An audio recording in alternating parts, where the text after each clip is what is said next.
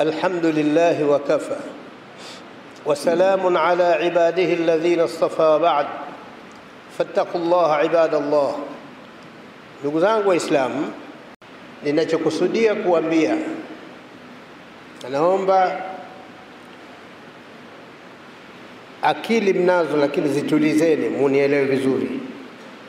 Mimi ninajua pengine mna akili kuliko mimi, ila mimi akili zangu ndogo, lakini huwa naziweka kwa kulenga hivi, nasikiliza. Ndio maana mimi nafanikiwa kuelewa.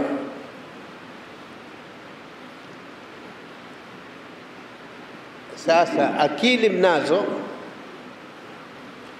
na naomba kwa akili zenu na masikio yenu mnisikilize vizuri,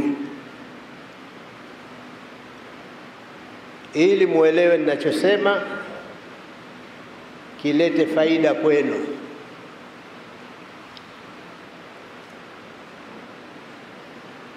Tumekuwa tukihimizana muda mrefu hapa, jamani, amani na utulivu,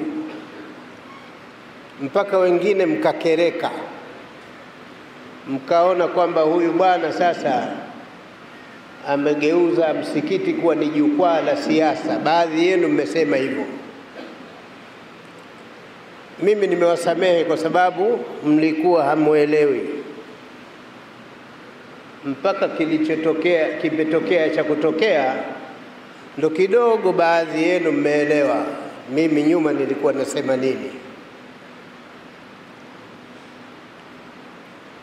Mimi ninachotaka muelewe kwamba bila ya amani katika nchi yetu hatutomwabudu Mungu, kwa maana hatutoweza kusali hata Ijumaa. Itafikia mahala hii Ijumaa itatushinda, na siku ile ilitushinda, tulifunga msikiti,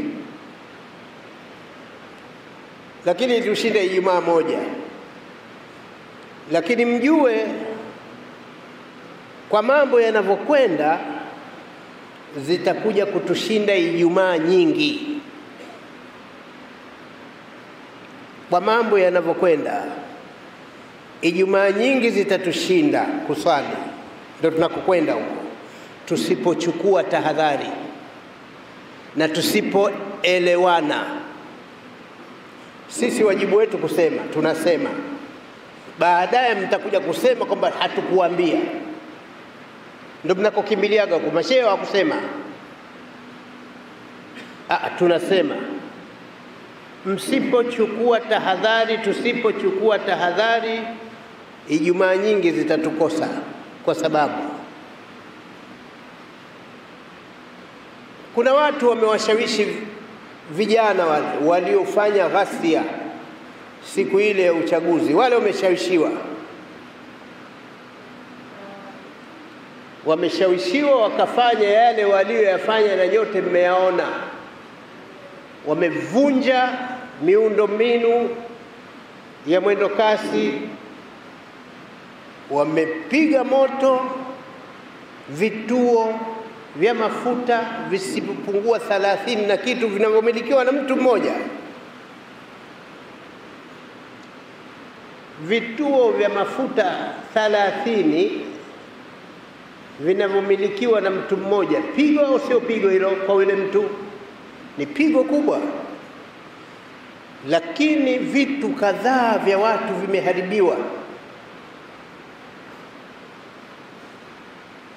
Dola katika kukabiliana na hali ile, matokeo watu wameumia, watu wamekufa, watu haieleweki mpaka hivi sasa hivi. Wengine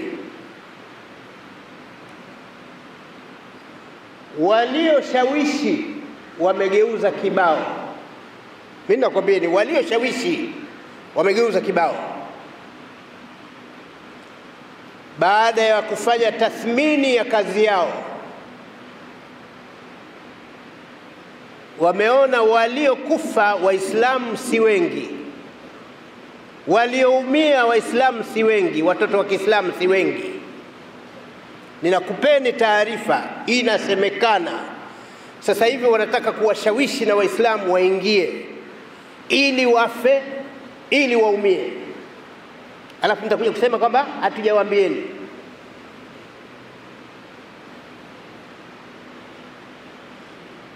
Na bado mtaniambia kwamba hapa naongea siasa. Mimi natetea maisha ya watoto wenu. Watashawishiwa, na tayari iko katika kuwashawishi, sio watashawishiwa. Hiyo inaendelea ili na wao wafe, ili na nyie mlie kama wanavolia.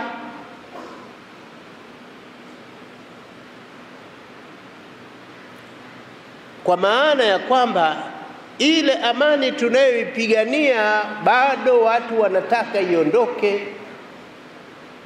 na pale ilipoondoka kidogo, hasara wanavodai, madai kwamba wao wamepata hasara zaidi kuliko hata wale ambao waliowaibia vitu vyao, wakavunja vitu vyao, wakabomoa vitu vyao. Wanaona wale hawakupata hasara, wamepata hasara wao. Mpango unaoendelea, inasemekana, wallahu a'lam, inavyosemekana na lisemwalo lipo, watu wa zamani wamesema kwamba lazima mambo haya yafanyike katika maeneo wanaoishi Waislamu wengi, ili wapate kufa wengi.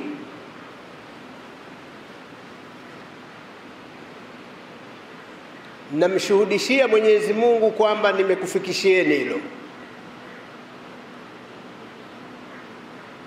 Fasatadhkuruna ma aqulu lakum wa ufawidhu amri ila Allah inna Allaha basirun bil ibad. Mtakuja kukumbuka ninalokisema, na mimi ninamtegemezea Mwenyezi Mungu jambo langu. Mwenyezi Mungu anawaona waja. Wale wasiotutatikia wema katika nchi yetu bado wanaendelea na bidii zao za kufanya nchi isikalike. Na sisi mashekhe na watu wa dini ya Kiislamu bidhati, tunaopigania amani iendelee, tunaambiwa ni wajinga. Wazi wazi tumeambiwa wajinga. Tunaambiwa ni wajinga. Jamani, naomba ujinga huu bora tuukumbatie, huu tufe nao, wa kuitaka amani iendelee katika nchi yetu. Wanasema baadhi yao kwamba itakuwaje mlinganie amani wakati nchi hii hakuna haki. Wanasema hivyo. Lakini sisi tunasema nchi hii iko haki, kwa sababu taasisi zinazosimamia haki za watu zipo zote. Mahakama zipo, vyombo vya dola, polisi wapo, na huko mahakamani watu wanaodai haki zao wanakwenda huko na wapo.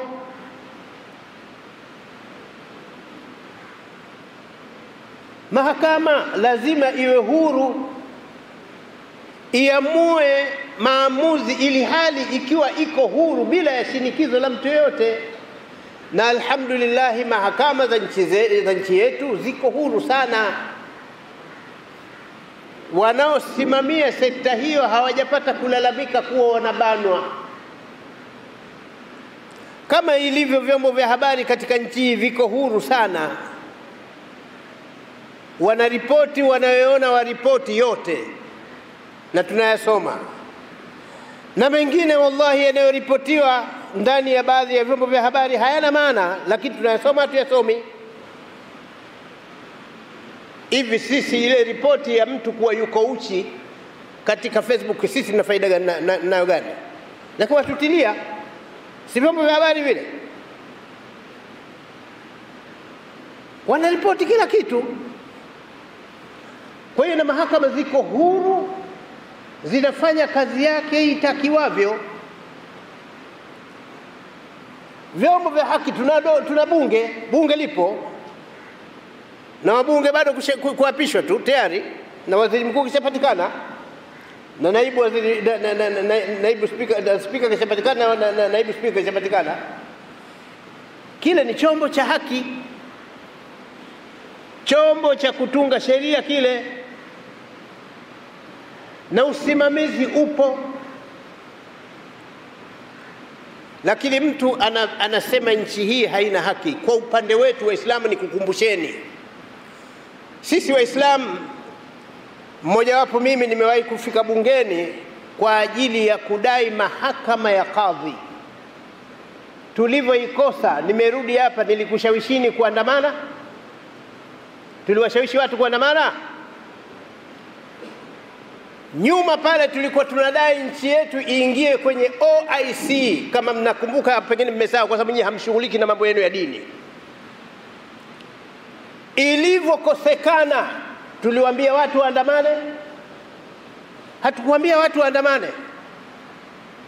Lakini mpaka leo tunafata taratibu za kuomba haki, za kudai haki, lakini kwa kufata taratibu. Na wala haina maana ndio sisi wanyonge, yani Waislamu maana yake ni wanyonge daraja la 3 huko. Hamna, hakuna Muislamu nyonge hapa, isipokuwa tunafata haki, tunafata utaratibu kwa ajili ya kuhakikisha amani iendelee, lakini sio kwamba kuna Muislamu mnyonge. Wanatuita sisi wachache, tuko 35%. Wallahi 35% hii sio ya kinyonge, iko quality kabisa, lakini tunafuata haki, tunafuata sheria. Sheria ya kwanza inayotakiwa ifuatwe, kutii dola, kutii mamlaka. Sisi Waislamu tunatii mamlaka, hata pale tunapojihisi kwamba hapa tunaumia, lakini tunaendelea kutii mamlaka. Tunapoendelea kutii mamlaka, maana yake hiyo ni ndio tunaiendeleza amani iwepo. Sisi Waislamu tunawaona watu wote wa raia wa nchi hii wote ni sawa. Hakuna raia, yani hakuna huyu standard yake juu, huyu chini, hamna. Lakini wengine wanataka iwe hivyo, kwamba wengine wawe chini, wao wawe juu. Huko ni kuivunja amani. Ndugu zangu, huwa maneno haya hayatoshi katika kipindi hiki cha kusimama hapa, lakini nikwambieni kwamba mimi ndio niliyokwenda bungeni kuwakilisheni kwa ajili ya upatikanaji wa mahakama ya kadhi, na kuthibitisheni kwamba hatukuipata kama vile tunavyotaka, licha ya kuwa tulijiteremsha mpaka mwisho, tukasema mahakama ya kadhi tutaigharimia sisi wenyewe. Tunaitaka dola, nchi itambue tu kwamba uwepo wa mahakama ya kadhi katika katiba, ili tusifanye jambo nje ya katiba ya nchi yetu. Wenzetu walikataa kata, lakini mimi mwakilishi wenu na wenzangu hatukutoa maneno mabaya wala lugha chafu mbele ya serikali iliyokuwepo, wala hatutotoa maneno mabaya wala machafu mbele ya serikali iliyopo. Lakini tukijisikia kudai haki ile, tutaidai kupitia taratibu zinazokubalika ambazo zitaendelea kulinda amani ya nchi yetu. Ila mimi leo ningependa tu kukwambieni kwamba sasa mnaviziwa nyinyi watoto wenu, kwa sababu ajira ya watoto wenu wengi wao ni bodaboda. Wanaviziwa bodaboda nyie sasa, na wao waingie katika mkumbo ule. Kitachotokea hatukijui. Taratibu, fanyeni kila mnaloweza kuwachunga watoto wenu. wasifate mkumbo. Fanyeni kila mnachoweza kwa kadri mtakavyoweza kuwachunga watoto wenu wasifate mkumbo kwa kisingizio cha dhiki ya maisha. Dhiki ya maisha haimaliziki kwa kuandamana, wala kwa kufanya fujo, wala kwa kupora mali za watu, wala kwa kuunguza vituo vya mafuta, wala kwa kuharibu miundombinu ya umma. Ardhi tunayo ya kutosha.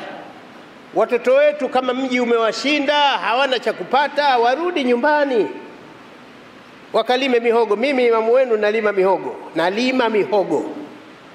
Nalima mimi mwenyewe mihogo kwa sababu ya hapa msikitini hayanitoshi. Siwezi kumaliza mambo yangu yote hapa. Ndio maana mimi kesho nakwenda kijijini. Ndoni kijijini nitakuonesheni mashamba ya mihogo ninayo. Sasa hivi nimepanda. Nafanya vile kwa sababu ya nini? Kukidhi haja zangu kwa amani na utulivu. Sasa narudia mara nyingine kusema, wachungeni watoto wenu. Wanatakiwa waingie katika eneo ambalo hawastahiki kuingia. Matokeo yake watakufa, mtalia, halafu mtasema hatukuambiwa, hatukutahadharishwa, hatukupewa onyo. Onyo ndio hilo. Siku ile wakuu wa vyombo vya dola walivyosema kwamba jamani, ikifika saa 12 kila mmoja awe yuko ndani, asionekane mtu anazagaa barabarani. Baadhi ya watoto wetu walipinga, na baadhi wengine watu wazima wamefanya uzembe, wamekufa kwa sababu oda ikishatoka. Salama yako ni kuifuata oda ile, kuisikiliza. Usitembee kwa sababu ni jambo la muda tu. Kama vile kufunga Ramadhani. Funga Ramadhani si mwezi mmoja tu, baada ya hapo unakula unakula mchana. Kwa hiyo oda ikitoka tusikize, tuwe sikivu. Kitu pekee kitachosaidia kuichunga amani yetu iendelee ni kuwa watiifu, ni kuwa wasikivu, ni kuwa waelewa na kutambua kwamba hii nchi haiko hivi hivi tu. Hii nchi ina utaratibu unaoendeshwa katika nchi hii wa kutulinda sisi. Sasa ule utaratibu wa kulinda wakati mwingine unauma, kwa sababu usiposikia wao na chapa, wanakuwa hawajui tena kwamba wewe nani. Wewe unajua ndo katika wale wengine tumewazika hapa, wamekaa nyumbani kwao, lakini wafanya fujo wameingia nyumbani kwake na yeye akaingia, wamechapa, kafa. Sherifu Majini kazikwa hapa Kisutu. Kwa nini alikuwa hayumo? Lakini nimekwambia ni hivi, na mimi na ushehe wangu nikikaa pahala watu wanavuta bange, mimi sivuti. Wakija kukamatwa wale, mimi wataniacha? Watasema huyu pia vuti, au sema huyu ndio pengine ndio anayeuza, kwa sababu muuzaji huwa avuti wakati ule. Kwa hiyo usikae pale. Siku moja mimi nilikaa pahala pana shubha. Polisi wa Msimbazi walikuja kwa hilmu ya hali ya juu, wakasema kamtoeni yule shehe pale. Nikaja kuitwa, nikaja hapo barazani naongea na mtu kule, watu sehemu nyingine wanakamatwa. Kwa sababu mimi na mimi nilikuwepo, sina habari. Lakini hiyo ni amani hiyo. Katika hali hii watasema kamtoeni shehe, au watapiga tu, alafu mtasema shehe wetu kauawa. Hapana. Tuwe wasikivu. Tuwe ni watu ambao tunaelewa. Tukiambiwa, na ndio maana tunatakiwa kila siku tusikilize taarifa ya habari inasemaje. Lazima hatuwezi tukawa Waislamu bila kuilinda amani ya nchi yetu. Kama wiki iliyopita nilisema, huwezi ukawa Muislamu ikiwa unamchukia Mkristo au asiyekuwa Muislamu. Dini yetu haina chuki. Hata wao wakifanya chuki dhidi yetu, sisi tusirudishe mapigo ya chuki dhidi yao. Tuwanyoshee mkono wa amani na utulivu yoyote yule. Wa ibadur rahmani alladhina yamshuna ala al-ardi hawnan wa idha khatabahumul jahiluna qalu salama. Ndio Qur'ani inavyotuambia jamani. Waja wa Mwenyezi Mungu ni wale wanaotembea katika ardhi hii kwa amani na utulivu, na wakisemeshwa na maneno ya ovyo na wasema ovyo, wao wananyosha mkono wa amani, qalu salama. Ndio Qur'ani inavyotuambia.